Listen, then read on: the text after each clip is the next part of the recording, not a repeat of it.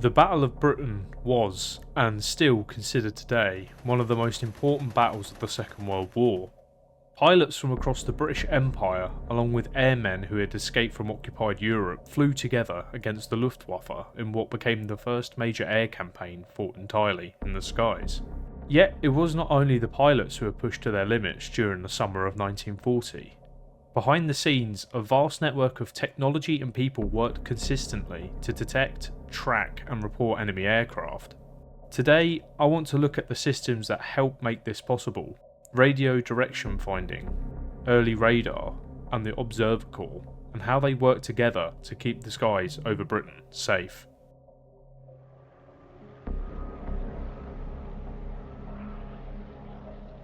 The development of British radar, then known as RDF, range and direction finding, began in 1935, as Britain grew increasingly concerned about the possibility of a future war with Germany. Military planners feared that modern bomber aircraft could cross the Channel and strike British cities with little warning. In response, the British government began exploring ways to detect enemy aircraft before they reached the coast. A Scottish radio engineer, Robert Watson, was asked by the Aeronautical Research Facility to investigate whether radio technology could help solve this problem. The original request he received was unusual. Officials wanted him to explore the possibility of creating a radio-based death ray capable of destroying enemy bombers in mid-air. As strange as it sounds, the proposal was taken seriously at the time. After studying the idea, however, Watson concluded that such a weapon was completely impractical. Instead, he suggested a far more achievable alternative: using radio waves to detect aircraft at long distances. This concept was put to the test on the 26th of February 1935 during what became known as the Daventry experiment. During the experiment, researchers successfully detected radio signals that had bounced off a passing aircraft, proving that radio waves could be used to locate enemy planes in the sky. Only a few months later, by June 1935, further testing with a pulse transmitter detected an aircraft at a range of around 17 miles. Following these successful trials, the Air Ministry officially adopted the technology and named it RDF, meaning Range and Direction Finding. The research team moved to Bawdsey Manor in March 1936, where they began developing and operating the first RDF station. Over the next few years, additional stations were constructed along Britain's coastline, including sites at Dover, Canowdon and other locations along the eastern and southern coasts. By 1939, the RDF stations stretched from the south of England all the way north into Scotland, just in time for the outbreak of the Second World War. Britain now possessed a revolutionary early warning system that could soon play a crucial role in the defence of the country during the Battle of Britain.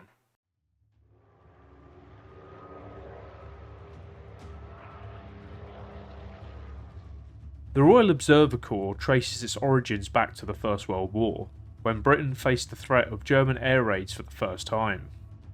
Early warning systems were urgently needed to track incoming aircraft, particularly during the attacks by Zeppelin airships, and later by German Gotha bombers targeting southeast England and the London area. To respond to these raids, a network of observation posts were established across vulnerable regions of the country.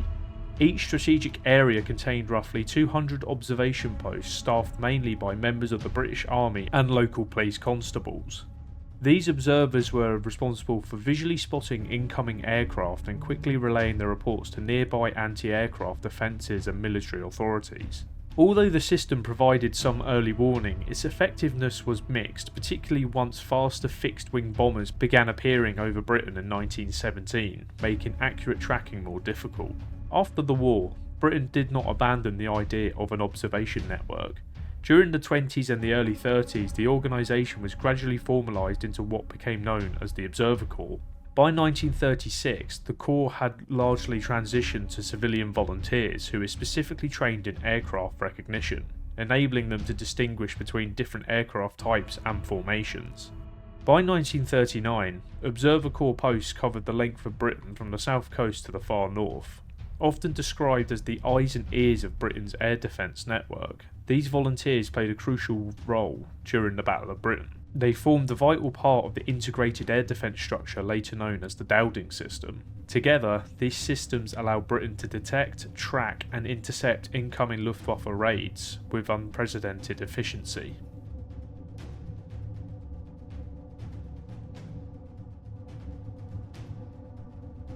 After his promotion to the head of Fighter Command on the 6th of July 1936, Air Chief Marshal Hugh Dowding oversaw the tests conducted by the RDF in 1936 through to 1937 and saw great promise in the technology. To increase their effective range and warning time, which was around 15 to 20 minutes by 1940, they were built along the coast, including new stations like RAF Ventnor on the Isle of Wight, RAF Pevensey and Rye. However, being so close to the coast meant they could not track friendly interceptors or determine when enemy aircraft formations had crossed the Channel and entered England. This is where the Observer Corps came in, maintaining positions across the country to visually track aircraft once they had passed inland. Yet this created another problem. Observers could not reliably distinguish friend from foe. To address the issue of identification, Dowding obtained a supply of high-frequency direction finding sets known as HFDUFs, which would locate friendly fighters by detecting signals from their existing radio sets. Even so, this created a new challenge. Information was now arriving from 3 different sources: radar stations, Observer Corps reports and HFDUF radio tracking, but there was no effective way to combine it all. As a result, commanders still lacked a clear and reliable picture of what was actually happening in the airspace above. Dowding and Fighter Command quickly realised that too many separate streams of information were being fed in. Each source provided only one part of the picture, and none of it could be easily translated into clear instructions for the fighters waiting on the ground. To solve this, they developed an integrated system to collect, filter and distribute this information. In the next section, I'll explain how this system worked and why it proved so effective.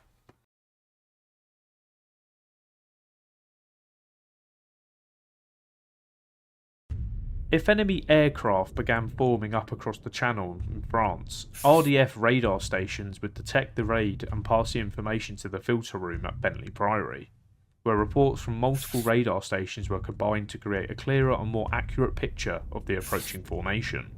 Once the raid crossed the coast and moved inland, the Observer Corps would begin tracking it visually. Observers reported details such as type of aircraft, their altitude and the direction they were heading. These reports were sent to the Observer Corps centres and added to the developing operational picture. Both radar and observer intelligence were then passed to the relevant group headquarters, which in turn relayed the information to sector stations. From these sector stations, fighter squadrons were scrambled and directed toward the incoming formations, allowing them to intercept enemy bombers efficiently. During the course of the Battle of Britain, this integrated command and control network, now known as the Dowding System, proved extremely effective, achieving an interception success rate of around 90%.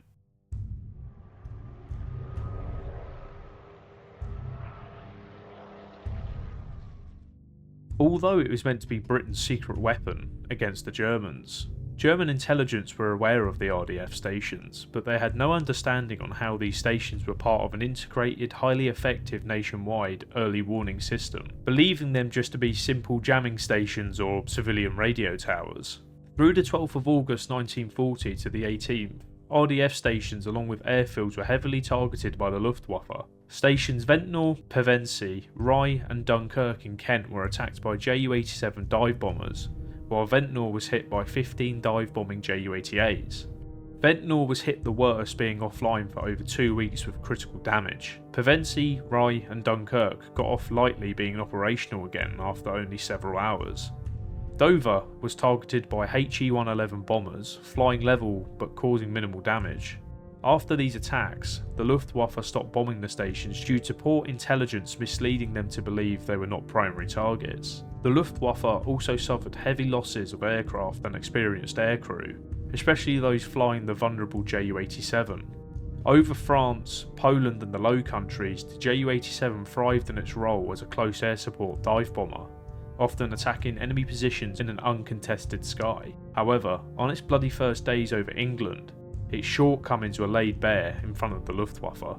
It was ultimately withdrawn from raids into England and was only used to attack convoys in the Channel and the North Sea.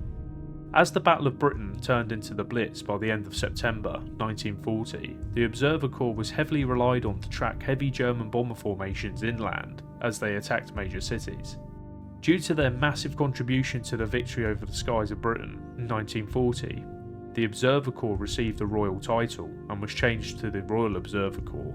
The ROC watched Britain's skies until 2 days after VE Day in 1945 before it was stood down. Just a quick note, if you would like a full video on Eagle Day or any other event during the Battle of Britain, let me know down below, as I always want to make videos on that subject. Thanks for watching, and please like and subscribe if you enjoy what you see, and please watch my other videos if you've enjoyed this one.